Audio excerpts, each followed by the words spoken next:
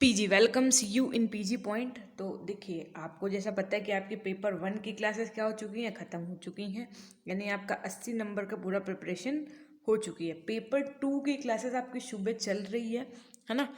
10 बजे चल रही है, आप उसे ज्वाइन कर सकते हैं। पेपर 3 की क्लासेस ये आपकी शुरू होगी। देखिए, पेपर 3 की आज ये पहली क्लास है, इसलिए मे भी थोड़ी सी क्लास बड़ी हो जाए, बट लेकिन ये सब बातें मुझे ना बताना बहुत ज़रूरी है आपके लिए, आपके मार्गदर्शन के लिए। वो ये कि ये आपकी जो क्लासेस हैं, ये आपको तन मन धन सब कुछ एकदम अर्पण, धन तो खैर नहीं कह सकते, हाँ धन कह सकते हैं। क्यों? क्योंकि डेटा तो आपका लग ही रहा है क्लास देखने में, मान लो है।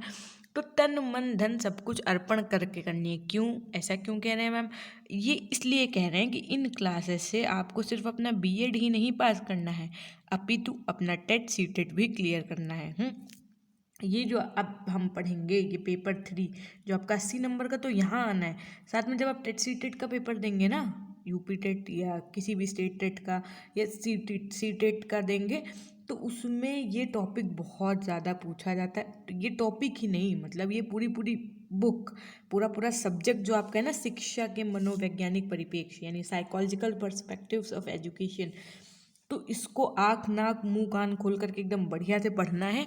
और कोशिश मेरी यही रहेगी कि आपको हर एक चीज़ कवर करना है। मे भी क्लास आपके आधे घंटे की हो, कोई दिक्कत नहीं है भाई, पढ़ रहे हैं आप अपने आधे घंटे अपने जीवन को बहुत आराम से दे सकते हैं ना। तो शॉर्ट में कुछ भी नहीं पढ़ना, सब कुछ लॉन्ग में पढ़ना है। चाहे जैसे क्वेश्चन पूछे, चाहे जहाँ से क्वेश्चन पूछे, चाहे ऑब्जेक्टिव पूछे, चाहे सब्जेक्टिव पूछे, सारे क्वेश्चन आपके मैं क्लियर करवाते चलूँगी। ठीक है, जहाँ जहाँ मैं रेड लाइन मतलब पेन से मार्क कर दूँ तो समझ लो वो इम्पॉर्टेंट है। सो आइए शुरू करते हैं। और हाँ, एक चीज़ मोस्ट इम्पॉर्टेंट है कि यदि आपको इस चैनल की क्लासेस का पीडीएफ चाहिए तो आप हमारे टेलीग्राम चैनल से जुड़ सकते हैं, जिसका लिंक आपको डिस्क्रिप्शन बॉक्स और कमेंट सेक्शन में पिन हुआ मिल जाएगा। ठीक, तो देखिए, सबसे पहले आज हम लोगों का टॉपिक क्या रहने वाला है, तो शिक्षा मनोविज्ञान। कल हम लोग क्या पढ़ेंगे, शिक्षा मनोविज्ञान की विधियाँ, फिर उसके बाद में विधियों को डिटेल में पूरे पूरे लेसन्स में डिवाइड किया गया, वो पढ़ेंगे। आइए देखते हैं। सबसे पहले प्रस्तावना, मैं इसको आपको तभी समझाऊंगी जहाँ पर बहुत टफ लैंग्वेज आएगी। बाकी ये इतनी इजी लैंग्वेज यहाँ पे लिखी हुई है कि आप इसे आसानी से समझ सकते हैं। ठीक, तो एक्सप्लेनेशन में टाइम वहीं पे जो है हम ज़ाया करेंगे जहाँ पर क्या होगा, ज़रूरी हम समझेंगे। ठीक, तो बस आपको एकदम कंसंट्रेट होकर के आज मुझे सुनना है, और आपको क्लास कैसी लगी ये अंत में कमेंट सेक्शन में बताना है। ठीक, सो रेडी स्टडी गो। देखिए, शिक्षा का मुख्य कार्य व्यक्ति के व्यक्तित्व का विकास करना होता है, यानी जो आपके व्यक्तित्व है आपका, है ना, ह्यूमन डेवलपमेंट जिसे आप कह सकते हैं। एवं मनोविज्ञान व्यक्ति के व्यवहार का उचित निरीक्षण, विवेचन एवं विश्लेषण करके उसके व्यक्तित्व का बोध कराता है। रॉस का मानना है कि शिक्षा एवं मनोविज्ञान को भी अलग नहीं किया जा सकता है।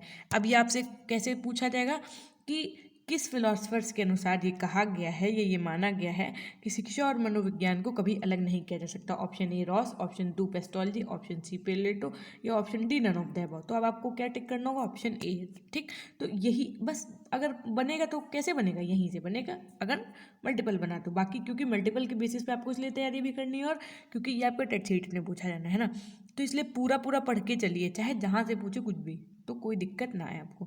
ये दोनों साथ साथ बढ़ते हैं आगे। कौन कौन साथ बढ़ता है, तो शिक्षा और मनोविज्ञान, यानी जो शिक्षा है ना, वो क्या है, डायरेक्टली प्रोपोर्शनल है मनोविज्ञान के। डायरेक्टली प्रोपोर्शनल अर्थात अगर शिक्षा बढ़ेगी तो मनोविज्ञान का भी व्यापक रूप होगा, और शिक्षा घटेगी तो मनोविज्ञान भी घटेगा। ठीक, इतनी बात समझ में। अब देखिए क्या कहा गया कि शिक्षा मनोविज्ञान, मनोविज्ञान की एक शाखा है जिसमें इस बात का अध्ययन किया जाता है कि मानव किसका, मानव शैक्षिक वातावरण को कैसे सीखता है, तथा शैक्षणिक क्रियाकलाप को अधिक से अधिक कैसे प्रभावी बनाया जा सकता है। मनोविज्ञान की यह शाखा मुख्यतः शैक्षिक निष्पादन से संबंधित है, जो कक्षा में बालकों के सीखने की प्रक्रिया को प्रभावित करने वाले कारकों का अध्ययन करती है। स्किनर, अब देखो, अभी आपने रूसो के अनुसार पढ़ाना है, सॉरी रॉस के अनुसार पढ़ाना है यहाँ पे। अब देखो, स्किनर ने शिक्षा मनोविज्ञान के संबंध पढ़ने एवं सीखने से माना है। ठीक, तो अलग अलग फिलोसफर्स के अनुसार अलग अलग कहा गया है, तो वो भी आपको एकदम ध्यान में दे करके पढ़ना है। ठीक, अब देखो, शिक्षा मनोविज्ञान का अर्थ क्या है और परिभाषाएं क्या है। शिक्षा मनोविज्ञान के यदि अर्थ की बात करें तो प्रारंभ प्लेटो के समय से माना जाता है। ठीक, रूसो ने शिक्षा दर्शन ने शिक्षा मनोविज्ञान को आगे बढ़ाने पर बल दिया, और मॉन्टेसरी ने इससे आंदोलन का स्वरूप प्रदान किया। इसकी उत्पत्ति सन 1900 से मानी जाती है। थॉर्नडाइक, टर्मन, स्टेनले हॉलजुट आदि के प्रयासों से शिक्षा मनोविज्ञान का एक स्पष्ट स्वरूप प्राप्त हुआ। पेस्टोलॉजी को शिक्षा मनोविज्ञान में वैज्ञानिकरण का जनक माना जाता है। अब ये क्वेश्चन पूछ देंगे कि शिक्षा मनोविज्ञान में वैज्ञानिकरण का जनक किसे माना जाता है, तब आप क्या बताएंगे, तो पेस्टोलॉजी को बताएंगे। यही ऐसे ही क्वेश्चन बनते हैं आपके टेट सीडीपी के, है ना। फ्रॉबल एवं हर्बार्ट ने शिक्षा मनोविज्ञान के क्षेत्र में उपरोक्त लोगों के प्रयास को और आगे बढ़ाने की मदद की। भारतीय साहित्य के वेद पुराण व उपनिषद के शिक्षा दर्शन में भी मनोविज्ञान का अंश मिलता है।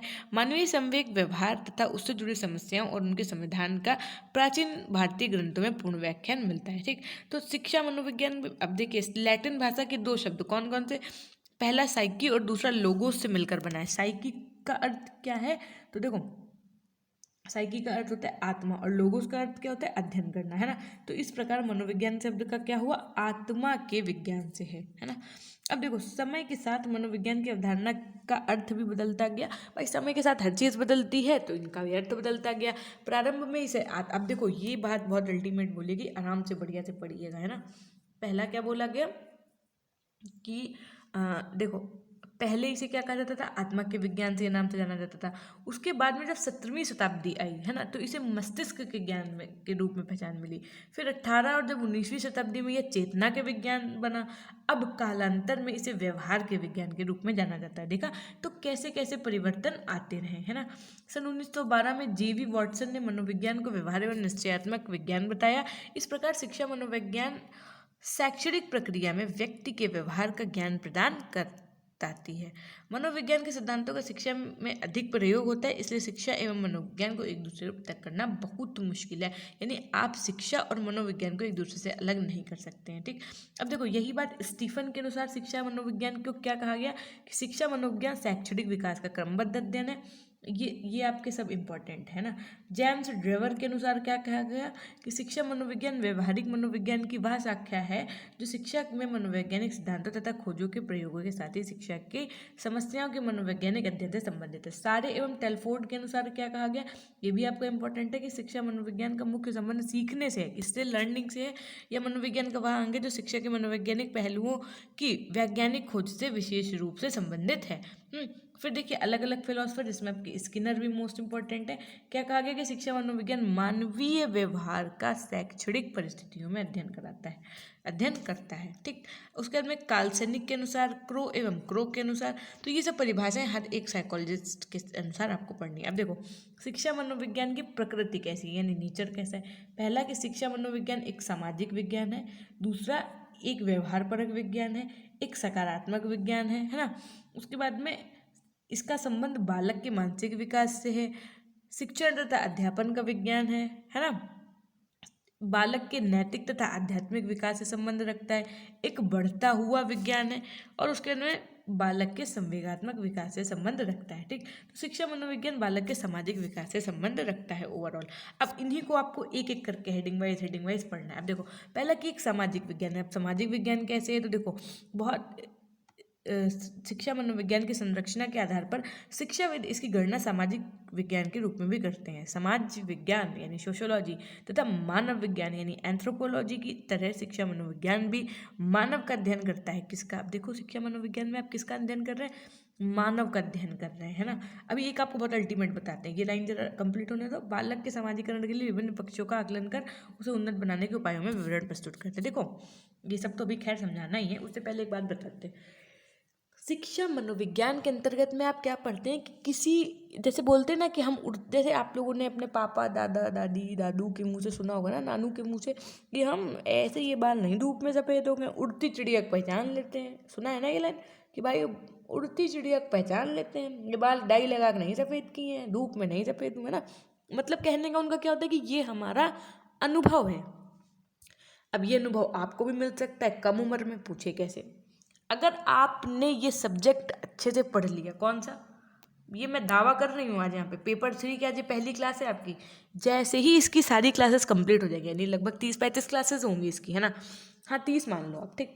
तो जैसे ही ये कंप्लीट हो जाएंगी उसके बाद में आप आज एक अपने आप को आज देखिए, और 30 दिन बाद अगर आपने गहन अध्ययन किया है ना, तो सच बता रहे हैं, आप अपने आप को 30 दिन बाद देखिएगा, आप अपने आप को एकदम अल्टीमेट पाएंगे। कैसे?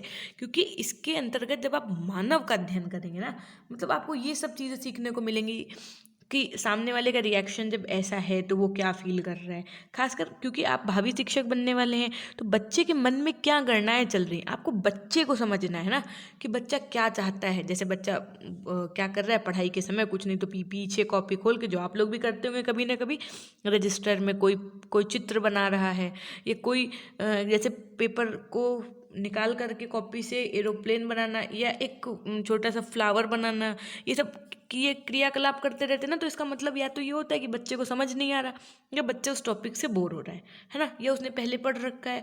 ठीक, तो ये सब चीज़ें होती है। तो ये सब चीज़ें आपको इसके अंदर सिखाई जाएंगी। किसके अंदर? जो आप ये पढ़ रहे हैं। तो इस सब्जेक्ट को केवल बीएड फर्स्ट सेमेस्टर या फर्स्ट ईयर पास करने के लिए ना पढ़िएगा। इस सब्जेक्ट को आपको 3 उससे पढ़ना है। पहला कि आपको तो बीएड निकालना है, दूसरा आपको टेट और सीटेट भी निकालना है, तीसरा ये आपका जो है खुद विकास करेगा। क्या? कि जब आपके सामने कोई कुछ बात कहेगा ना, कोई बच्चा या कोई बड़ा बुजुर्ग, तो आपको लगेगा कि अच्छा ये कहने जा रहे थे, मतलब आप उन सब चीज़ों को बहुत अच्छे से समझ पाएंगे कि सामने वाला अब क्या कहने जा रहा है, क्या करने जा रहा है, ये सब चीज़ें आपको इससे समझ में आएंगी। तो ये बहुत अच्छे से पढ़िएगा। ये ना फेवरेट सब्जेक्ट है मेरा भी। अब देखिए, शिक्षा मनोविज्ञान शिक्षण तथा अध्यापन का विज्ञान है। कैसे? कि इसमें शिक्षण तथा अध्यापन के विभिन्न पक्षों का अध्ययन किया जाता है। सीखने का अर्थ, इसके प्रकार, सिद्धांत, प्रभावशाली शिक्षण के लिए निर्धारक तत्वों आदि का अध्ययन शिक्षा मनोविज्ञान में किया जाता है तथा सफल अध्यापन के लिए सुझाव दिए जाते हैं। अब देखो, शिक्षा मनोविज्ञान एक व्यवहारिक ज्ञान है। इसके मुख्यतः 2 प्रकार के होते हैं। कौन कौन से? पहला सैद्धांतिक और दूसरा व्यवहारिक। सैद्धांतिक मनोविज्ञान की यदि बात की जाए तो बालकों से संबंधित विभिन्न समस्याओं का अध्ययन करते हैं, और वहीं यदि व्यवहारिक की बात की जाए, है ना, तो ये सैद्धांतिक मनोविज्ञान द्वारा बनाए गए नियमों के उपयोग जीवन में विभिन्न क्षेत्रों में व्यवहारिक सफलता या उपयोगिता के लिए करता है। शिक्षा मनोविज्ञान, औद्योगिक मनोविज्ञान इत्यादि की गणना इसके अंतर्गत की जाती है। शिक्षा के क्षेत्र में इसका उपयोग शिक्षा के लक्ष्य को प्राप्त करने के लिए किया जाता है। ठीक, तो ये कुछ पॉइंट्स हैं। पहला कि शिक्षा, चौथा कि शिक्षा मनोविज्ञान बालक के नैतिक तथा आध्यात्मिक विकास से भी संबंध रखता है।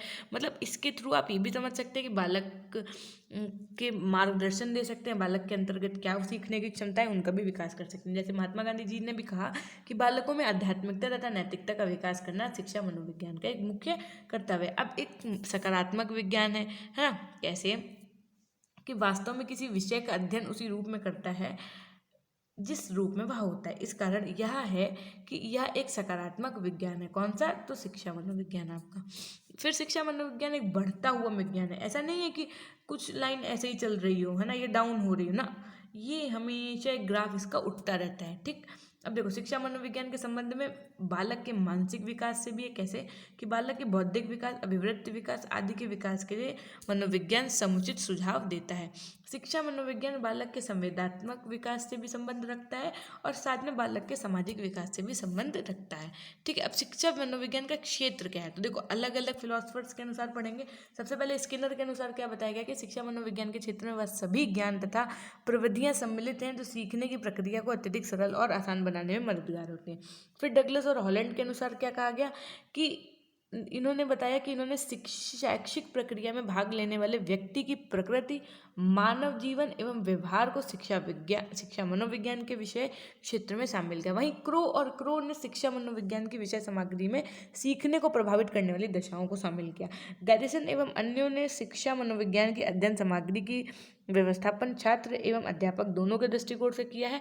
उन्होंने बालक के जीवन स्तर को बेहतर बनाने के लिए अध्यापकों द्वारा उच्च एवं गुणात्मक विधियों का प्रयोग की वकालत की।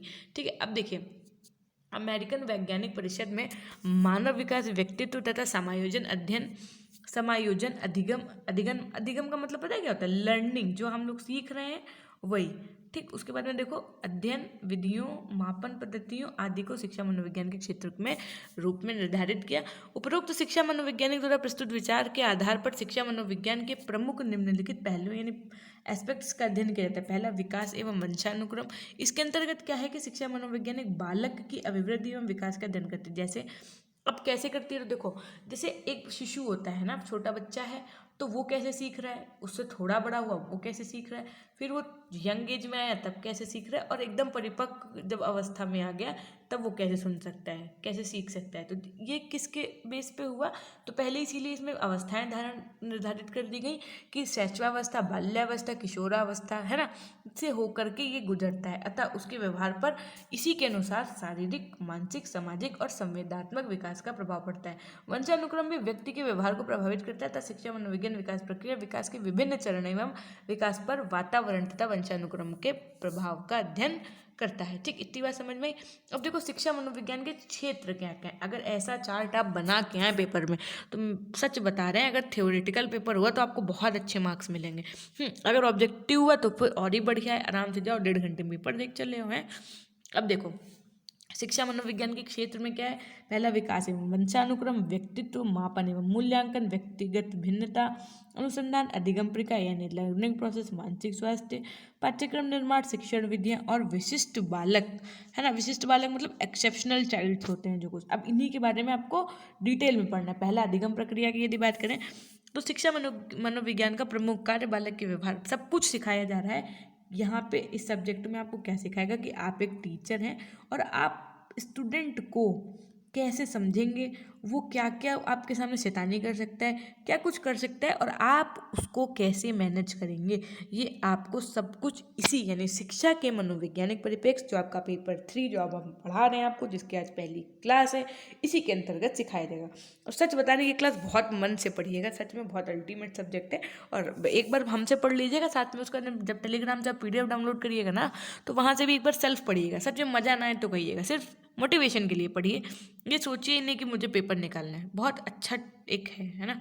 अब देखिए व्यक्तित्व की यदि बात की जाए यानी पर्सनालिटी की, तो व्यक्तित्व मानव के गुणों, लक्षणों, विशेषताओं एवं क्षमताओं की एक संगठित इकाई है। बालक का व्यक्तित्व उसकी मानसिक क्रियाओं तथा सामाजिक व्यवहार पर भी निर्भर करता है। शिक्षा मनोविज्ञान व्यक्तित्व को प्रभावित करने वाले भौतिक तथा अभौतिक वातावरण व मानसिक योग्यता का अध्ययन करता है। इनके अलावा बालक की रुचियों, कल्पनाओं, संवेदनाओं और उसके सामाजिक व्यवहार को भी इसमें शामिल किया जाता है। अब यदि मानसिक स्वास्थ्य की बात करें यानी मेंटल हेल्थ की बात करें, तो किसके अनुसार, फ्राइड के अनुसार क्या कहा गया कि व्यक्ति के अचेतन मन यानी अनकॉन्शियस माइंड, अनकॉन्शियस, तो कि इसकी अधूरी इच्छाएं उसे मानसिक रूप से विचलित कर सकती हैं। मानसिक क्रियाएं ही उसके व्यवहार को निरूपित करती हैं। समाज में उचित समायोजन व तनाव भंगना, आशा, संघर्ष तथा विभिन्न प्रकार के मानसिक रोगों से निपटने के लिए मानसिक स्वास्थ्य का संतुलित होना, विकास होना नितांत आवश्यक है। बालक का व्यवहार उसके अचेतन मन का ही परिणाम है। इस प्रकार शिक्षा मनोविज्ञान व्यक्ति के अचेतन मन को भी अध्ययन करता है तथा इसमें यह जानने का प्रयास किया जाता है कि बालक की कौन कौन सी भावनाओं व इच्छाओं का दमन हुआ है। अब बात आई समझ में। देखो यहीं पे इन्होंने कहा ना, पूरी बात कह दी है किसमें, कि शिक्षा मनोविज्ञान में जो यह जानने का प्रयास किया जाता है कि बालक की कौन कौन सी भावनाओं व इच्छाओं का दमन हुआ है किसके, मेंटल हेल्थ के अंदर। मापन एवं मूल्यांकन, पाठ्यक्रम निर्माण, व्यक्तिगत भिन्नता यानी हर बच्चे की अपनी खुद की अलग अलग क्वालिटीज़ होती हैं, सो इन चीज़ों का टीचर को विशेष ध्यान देना चाहिए। टीचिंग मेथड्स की यदि बात की जाए तो टीचिंग मेथड्स भी अलग अलग होने चाहिए, जिसमें उनके हर तरीके का मतलब बच्चे का सर्वांगीण विकास, मानसिक विकास, हर प्रकार का विकास हो सके। उसके बाद में मनोशारीरिक तत्वों का अध्ययन में क्या बताया जाता है कि बालक की सीखने की प्रक्रिया में विभिन्न शारीरिक तत्वों जैसे प्रेरणा यानी मोटिवेशन, रुचि यानी उनका इंटरेस्ट, थकान हो जाती है, तर्क यानी जैसे नहीं बच्चा कभी कभी बहुत इरिटेट हो जाता है तो अजीब से क्वेश्चंस करने लगता है, ऐसा ही क्यों है, ये क्यों नहीं हो सकता है, वो क्यों नहीं हो सकता है ना, कल्पना, ध्यान, इन सब की विशेष प्रभाव पड़ता है। शिक्षा मनोविज्ञान में इन सभी तत्वों का विस्तार में सूक्ष्म में अध्ययन किया जाता है। देखो फिर से इन्होंने यही बात कही। बात आई समझ में। अब देखो जब आप सेकंड थर्ड चैप्टर पढ़ेंगे ना, इसका एक चैप्टर है लर्निंग, अधिगम का पूरा पूरा यूनिट है, वो सेकंड यूनिट में जब आएंगे ना तो आप अपने आप से ये सब्जेक्ट अच्छा लगने लगेगा।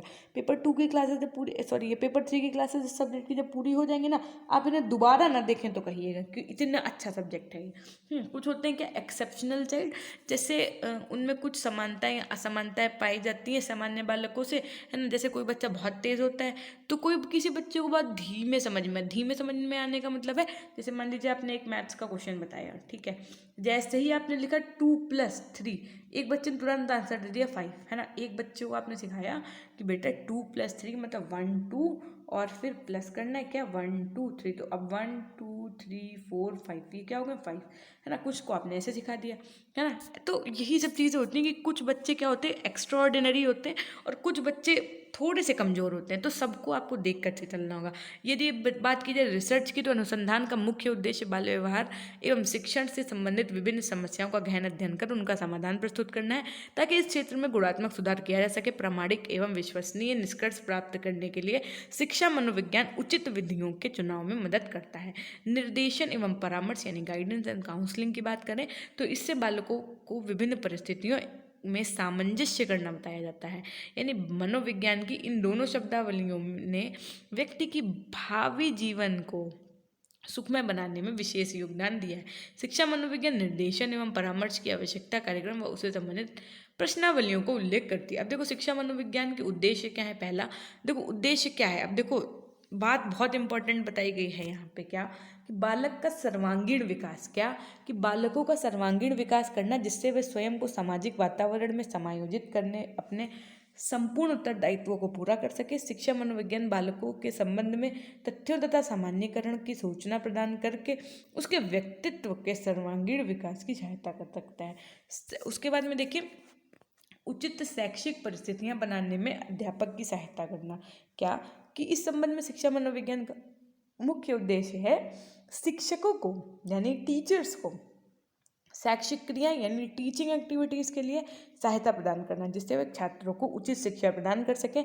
शिक्षा ही यह जानता है कि विद्यार्थी के व्यवहार में कौन कौन से परिवर्तन करने हैं। छात्रों को व्यवहारिक परिवर्तन के लिए शिक्षक उसी प्रकार की विषय सामग्री अध्ययन के लिए एकत्रित करेगा, जिससे छात्रों के व्यवहार में परिवर्तन किया जा सकता है। आपने एक मूवी देखी होगी हिचकी, अगर हम सही हैं तो वो रानी मुखर्जी की है। क्यों? अगर आप में से किसी ने देखी है तो बहुत अच्छी बात है, अगर नहीं देखी तो एक बार देखिएगा, है ना। आपको ये टॉपिक एकदम क्लियर होगा, क्या कि जो जैसे हमेशा से बदनाम हुआ था एक क्लास, अब हम यहाँ पे क्या ही स्टोरी टेल करें आपको, कि उसमें कहने का मतलब ये है कि उन्होंने टीचर का रोल किया तो उन्होंने बहुत अच्छे से अपने शिक्षक की भूमिका निभाई थी, है ना। तो देखिएगा आपको समझ में आएंगी वो सब चीज़ें भी। शिक्षक के में उचित दृष्टिकोणों को विकास, सामाजिक संबंधों पर बल, व्यावसायिक तैयारी में सहायता देना, ये सब क्या है, ये सब आपके इसके पॉइंट्स हैं। आत्मज्ञान करना यानी to make them self aware, यानी शिक्षा मनोविज्ञान का प्रमुख उद्देश्य शिक्षक को आत्मज्ञान करवाना है ना। बाल मनोविज्ञान का ज्ञान कराना, ठीक है। यानी बाल मनोविज्ञान, अब देखो बाल मतलब बालक और मनोविज्ञान हम आपको बता चुके हैं, है ना। तो मतलब जिस बालक की जो इंटरेस्ट है, जिस क्लास में आप पढ़ा रहे हैं, तो वहाँ के स्टूडेंट्स में जो इंटरेस्ट है ना, बच्चों का नेचर कैसा है, उनकी हैबिट्स क्या हैं, इन सबको आपको ध्यान में रखते हुए उनका विकास करना है और वो इरिटेट भी ना हो, इस प्रकार से आपको उन्हें पढ़ाना है, ठीक। बालकों को वैयक्तिक भिन्नताओं का ज्ञान कराना, यानी आपको हर एक बच्चे को ये बताना कि हर एक बच्चे के अंदर का टैलेंट अलग होता है। जैसे किसी को डांसिंग में इंटरेस्ट होता है, किसी को सिंगिंग में इंटरेस्ट होता है, किसी को स्पोर्ट्स में जाना पसंद है और किसी को स्टडी करना पसंद है, किसी को कुकिंग करना पसंद है। तो हर एक बच्चे की अपनी एक अलग क्वालिटी होती है, तो उसको उनके अनुसार डेवलप करना, ये किसका काम होता है, आपका, हमारा, यानी टीचर का।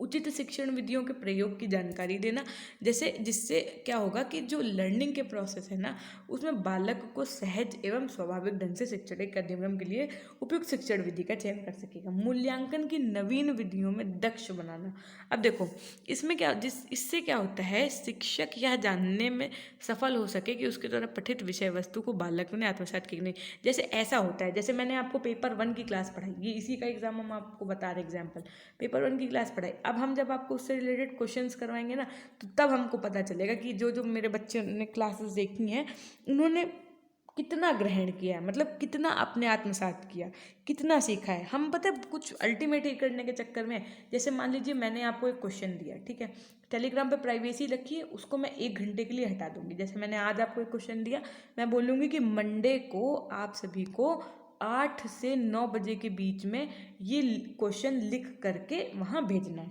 कहाँ, टेलीग्राम पे, है ना। ऐसा कुछ करने के मूड में, और जिसका क्वेश्चन का आंसर बहुत अच्छा लिखा होगा उसको मैं कम्युनिटी टैब पे पोस्ट करूँगी या पिन कर दूँगी, ठीक। तो ऐसा कुछ करने का प्लान है। तो इससे ये होगा कि हमारे सिखाने के बाद में आपने कितना सीखा, इन सब चीज़ों का क्या होगा, जब आपको अंदर से एक इच्छा जागृत होगी ना कि अरे वाह मैम मेरा टॉपिक पढ़ेंगी, उसके बाद में अगर मैम को अच्छा लग गया तो मैम कम्युनिटी टैब पे पोस्ट करेंगे। तो जब एक छोटा बच्चा होता है तो आप उसको बोलते हैं ना very good, well done, keep it up बेटा, और उसके बाद में आप उसको टॉफ़ी, चॉकलेट्स या एक प्राइज़, मेडल कुछ भी देते हैं ना, तो वो एक क्या होता है कि जो टीचर होता है उसके मूल्यांकन में वो चीज़ें सब आसानी हो जाती हैं, ठीक है। उसके बाद में शोध कार्यों में सहायता करना, यानी अगर बच्चा कोई काम कर रहा है, यानी काम करता था, जैसे आप उसे कुछ प्रोजेक्ट वर्क वगैरह देते हैं ना, तो रिसर्च वर्क में आप उसकी हेल्प करें। विशिष्ट शैक्षिक समस्याओं में समाधान की सहायता करना। अब देखो शिक्षा मनोविज्ञान के कार्य में उपयोगिता क्या है। पहला कि शिक्षक के लिए शिक्षा मनोविज्ञान के कार्य उपयोगिता की बात करें तो पहले बालक के स्वभाव और व्यवहार को समझने में उपयोगी होता है। फिर बालक के विकास का ज्ञान करना होता है। बालक के विकास के ज्ञान में मतलब शैशवावस्था, है ना, अभी बाल्यावस्था, किशोरावस्था, इन सब अवस्थाओं को आपको अलग अलग करना होता है, ठीक है। चरित्र निर्माण में सहायक। अक्सर किशोरावस्था में बालक अपने पथ से विमुख होकर गलत तथा अनैतिक कार्यों में संलग्न होते। देखो जब बच्चा छोटा होता है तो कुछ नहीं करता, लेकिन जब वो किशोरावस्था में जाता है ना तो उसको सब कुछ का ज्ञान होने लगता है धीरे धीरे, कि जरा हम ये भी करके देख लें, वो भी करके देख लें, और इसी के चक्कर में जो बच्चा होता है वो बिगड़ जाता है। ये कह लें कि वो अपने मार्ग से भटक जाता है। क्यों? क्योंकि उसको सब कुछ हरा हरा दिखने लगता है ना। तो ये सब चीज़ें भाई, इन सब अवस्थाओं से हम लोग भी गुजरे हैं, हम और आप भी गुजरे हैं, तो कहीं ना कहीं इन सब चीज़ों को पता होगा ना। एक एज आती है जब लगता है कि अरे लाओ सिर्फ पबजी खेलें। एक एज आती है कि लाओ सिर्फ इंस्टाग्राम पे रील्स देखें, लाओ टिकटॉक के वीडियोज़ बनाएं। फिर धीरे धीरे क्या होता है ना, जब आपके अंदर एक कहते नहीं बड़प्पन आने लगता है धीरे धीरे, या ये कह सकते हैं किशोरावस्था अंत, ये एज जो होती है ना 12 से 18 वाली, ये ख़त्म होने लगती है। तो ये सब चीज़ें अपने आप से ही छूट जाती हैं भाई। उस समय तो मम्मी पापा बहुत परेशान रहते भाई, 10 रिश्तेदारों से और पूरे मोहल्ले वालों से बताएंगे हमारा बच्चा भाई बहुत उपद्रवी है, बहुत शैतान है, हम समझ नहीं पा रहे हैं अपने जीवन में क्या कर पाएंगे, हमको तो लगता है ये कुछ नहीं कर पाएंगे, ये वो फलाना ड्रामा, ये सब बातें होती रहती हैं, है ना। तो ये सब चीज़ें, ये इन सब चीज़ों का भी अध्ययन, और इन सब उम्र में बच्चा बिगड़े ना, ऐसा मोटिवेशन आपको अपनी क्लास में आगे बच्चों को देना होगा, ठीक। शैक्षिक समस्याओं की जानकारी, उसके बाद में पाठ्यक्रम निर्माण में सहायक, फिर समय सारणी निर्माण में सहायक, उचित शिक्षण विधियों का चुनाव, ठीक। मूल्यांकन में नवीन विधियों का प्रयोग, मतलब ये नहीं कि अलग अलग तरीके से, जैसे निगेटिव मार्किंग होती है अब, है ना। उसके बाद में क्या होता है कि जैसे मान लीजिए बच्चे ने एक शब्द गलत लिखा तो उसका मार्क्स ना काटना, ये सब चीज़ें। अध्यापक को स्वयं का ज्ञान, अब देखो दूसरों को ज्ञान देने से पहले स्वयं का ज्ञानात्मक स्तर जानना बहुत आवश्यक होता है। शिक्षा मनोविज्ञान अध्यापक को स्वयं के बौद्धिक स्तर, व्यवहार कुशलता और स्वभाव से अवगत कराता है, ताकि वे छात्रों को सही प्रकार से मार्गदर्शन कर सके। स्किनर के मतानुसार शिक्षा मनोविज्ञान, किसके अनुसार, देखो स्किनर के मतानुसार शिक्षक मनोविज्ञान शिक्षक को स्वयं की तैयारी का आधार प्रस्तुत कराता है। फिर देखो शिक्षण में शिक्षा मनोविज्ञान के कार्य और उपयोगिता, विद्यार्थी को जानना, यानी बच्चे को जानना। आप जिस क्लास में पढ़ा रहे हैं उस क्लास के बच्चों को आपको बहुत अच्छे से जानना होगा कि इस बच्चे के अंदर क्या क्वालिटीज़ हैं, इन सबको भी समझना होगा, परखना होगा। इसी के आधार पर आपको अपने कार्य को संचालन करना होगा। सीखने के लिए उचित परिस्थितियों एवं वातावरण का आयोजन करना, देखो एक शिक्षक के ही हाथ में है कि वो क्लास का माहौल कैसा बना देता है। आपके एक आँख दिखाने पर अगर बच्चा डर जाए तो मतलब बच्चा डर जाए, उसके अंदर इतना डर भी नहीं, भय भी नहीं बनाना है।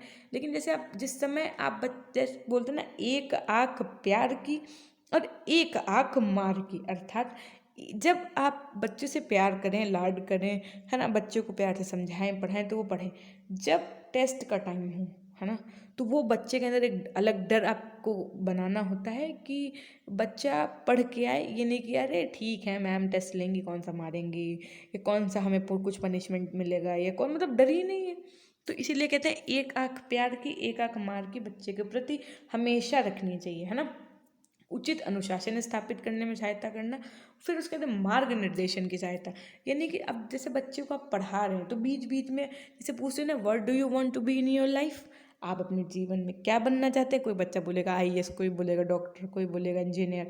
तो बड़े बड़े साइंटिस्ट का उदाहरण दे करके, है ना, आप उस बच्चे को बहुत मोटिवेट कर सकते हैं। जैसे अगर बच्चा मोटिवेट रहेगा तो वो अपने जीवन में आगे अपने मार्ग पर अपने आप निर्देशित होता चला जाएगा। स्वयं अपने आप को समझना, यानी एक शिक्षक तभी अच्छा शिक्षक सिद्ध हो सकता है कब, देखो ये हम लोगों के विषय में बात की जा रही है ना। भावी शिक्षक आप बनने वाले हैं और फिलहाल हम तो अपने आप को टीचर मानते ही हैं, क्यों? क्योंकि हम तो अभी से ही आपको पढ़ा रहे हैं। और देखो, एक शिक्षक तभी अच्छा शिक्षक सिद्ध हो सकता है कब, जब वह विद्यार्थी की जानकारी के साथ साथ अपने बारे में भी न्यूनताओं, विशेषताओं तथा परिस्थितियों में सामंजस्य स्थापित कर सके। ठीक, फिर देखो अधिगम में शिक्षा मनोविज्ञान के कार्य क्या क्या होते हैं। पहला कि अभिप्रेरण तथा अधिगम के सिद्धांतों की जानकारी उन्हें सीखने के लिए विप्रेरित करने में सहायक सिद्ध होती है। विद्यार्थियों को अपने योग्यताओं और क्षमताओं को जानने तथा समझने में सहायता मिलती है। इसके परिणामतः वह अपने आप से भली भांति परिचित होते जाते हैं। ठीक, शिक्षा मनोविज्ञान की तरफ दूसरों के व्यवहार को समझने तथा समायोजित होने एवं अनुकूलन की क्षमता रखता है। स्मृति धारणा एवं बोध संबंधी प्रक्रियाओं की जानकारी द्वारा विद्यार्थियों को ठीक तरह से स्मरण करने, धारण शक्ति को बढ़ाने एवं उपयुक्त रूप से भंडारण करने में सहायता प्राप्त करती है। फिर देखो शिक्षा मनोविज्ञान की समस्याएं क्या क्या हैं। इस बार समस्याएं पढ़ लेते हैं, बहुत जल्दी आपकी क्लास को एंड करेंगे। और अंत में एक विशेष सूचना, इसलिए पूरी सूचना सुन के जाइएगा, बीच से क्लास से कोई नहीं जाएगा। और हाँ, जो बच्चे बीच से चले जाते हैं, मुझे सब कुछ स्टैटिस्टिक्स में दिखता है कि किस बच्चे ने कितनी देर क्लास पढ़ी है, और मुझे सब कुछ पता है। ये नहीं समझिएगा कि आप हमको उल्लू बना के चले गए। अब देखो, शिक्षा मनोविज्ञान की प्रकृति वैज्ञानिक है और यह वैज्ञानिक पद्धतियों से ही मानव के व्यवहार का अध्ययन करता है। फिर भी यह विशुद्ध ज्ञान नहीं है। शिक्षा मनोविज्ञान के सैद्धांतिक व व्यवहारिक पक्ष में बहुत अधिक अंतर है। सैद्धांतिक ज्ञान को वास्तविक रूप से व्यवहार में ग्रहण करना बहुत ही कठिन होता है। शैक्षिक प्रक्रिया में शिक्षा मनोविज्ञान का प्रयोग कुशल अध्यापक ही कर सकता है। बिना प्रशिक्षण प्राप्त किए हुए अध्यापकों के लिए छात्रों के व्यवहार को जानना संभव नहीं है। शिक्षा मनोविज्ञान का शिक्षा में अनुप्रयोग और इससे जुड़े परीक्षण बहुत महंगे पड़ते हैं।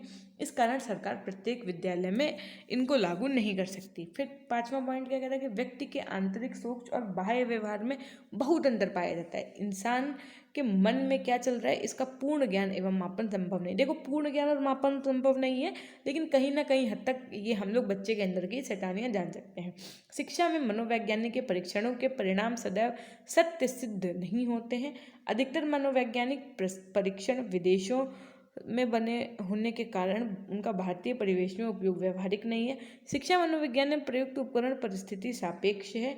इन उपकरणों की अपनी कुछ सीमाएं हैं, जिसके कारण हर परिस्थिति में इनका इस्तेमाल नहीं किया जा सकता है। व्यक्ति के व्यवहार व वातावरण में निरंतर बदलाव के कारण शिक्षा मनोविज्ञान में सैद्धांतिक तौर पर भविष्यवाणी करना संभव नहीं है। और उसके बाद में इसका संबंध व्यक्ति की बौद्धिक क्षमता, रुचि, भावना, विचारधारा और शैक्षिक व्यवहार से है। ये सभी तत्व अमूर्त हैं, जिनको समझना और मापना बहुत कठिन है। देखो, ये हो गई आपकी क्लास। अब अगर आपको अपने पेपर 3 की या पेपर 2 की क्लास जो आपकी सुबह, देखो एक क्लास आपकी कब चल रही है, मॉर्निंग में सुबह 10:05 से शुरू हो जाती है। एक क्लास आपकी ये जो चल रही है इवनिंग में शाम 5 बजे। ठीक है, 2 क्लास ये चल रही हैं। देखो, ज़्यादा फिलहाल तो अभी अब मैं आपसे पक्का वादा नहीं कर सकती, क्योंकि 2 ही दिन भर में मतलब आपकी क्लास करने में मुझे थोड़ा सा अपना भी काम रहता है। तो संडे संडे सीरीज़ लाने का एक प्लान है। देखो, अगर हो पाएगा तो ज़रूर करेंगे उसे। करने का तो बहुत कुछ है, लेकिन वही है कि कभी कभी समय का अभाव रहता है, जीवन में अपने भी कुछ काम होते हैं, है ना। तो फिलहाल ये थी आपकी क्लास। कैसी लगी आपको अपनी आज की पहली क्लास, ये कमेंट सेक्शन में कमेंट करना ना भूलिएगा। और साथ में अगर आपको PDF चाहिए तो आप टेलीग्राम से जुड़ जाइएगा। और अगर आपके अपने कुछ पॉइंट्स हैं कि मैम ऐसे पढ़ाइए, मैम वैसे पढ़ाइए, सो मैम कुछ वैसा भी नया ट्राई कर लेंगी। और बाकी क्या, बाकी आप हमारी फैमिली हैं, just like my family members. और ये हमारे लिए एक बहुत बढ़िया बात है कि आप हमारी क्लास देख रहे हैं और आप हमारे से जुड़े हुए हैं, है ना। So means a lot for taking my class. And at last I would like to only say that क्या कि खुश रहिए, मुस्कुराते रहिए, कभी अपने लिए तो कभी अपनों के लिए। सबका ध्यान रखिए, अपना भी ध्यान रखिए। और उसके बाद में बता दें कि एक बात और, भाई ये जो सब्सक्राइब करना, बेल आइकन प्रेस करना, क्या कहते हैं उसको, लाइक करना, कमेंट करना, ये सब कर देना। सब करना चाहे ना करना, एक काम जरूर कर देना, ये क्लास आप अपने 5 साथियों तक साझा कर देना। देखो, वो देखे ना देखे, अब आप बोलो कि अरे मैम वो कहाँ देखेंगे, उनको हम कैसे क्लास भेज दें, वो तो इंस्टाग्राम चलाया करते हैं, जब देखो तब फेसबुक पे पोस्ट किया करते हैं, या जब देखो तब वो मैम शॉर्ट्स देखा करते हैं यूट्यूब वाले। अरे मैम उनके कहाँ चक्कर में पड़ेंगे हम, है ना। ये सब ना सोचो, आप अपना कर्तव्य करो, है ना। कहते नहीं, अपना कर्तव्य करो, फल की चिंता ना करो। तो वो सामने वाला क्लास देखे या नहीं देखे, कम से कम जैसे मान लो कल वो आपको मिला आपका दोस्त, उसने कहा अरे यार तुम अकेले अकेले पढ़ रहे हो हैं, बताया भी नहीं, तब आप कम से कम उसको कहो तो कि मैंने तुमको भी तो क्लास शेयर की थी, तुमने ही नहीं पढ़ा तो हम क्या करें, है ना। तो कहने का तात्पर्य ये है कि आप अपना कर्तव्य करिए, आप अपने साथियों तक क्लास को साझा करिए, वो देखें या ना देखें ये उनके ऊपर है ना। जब वो एक क्लास देखेंगे तो अपने आप ही वो हमारी सारी क्लासेस देखने लगेंगे, ये हमें विश्वास है ना। So till then take care, bye bye. और सबका ध्यान रखिए, अपना भी ध्यान रखिए, क्योंकि आपका ध्यान कौन रखिएगा मैम, तो अपना भी ज़रूर ध्यान रखिएगा। ओके।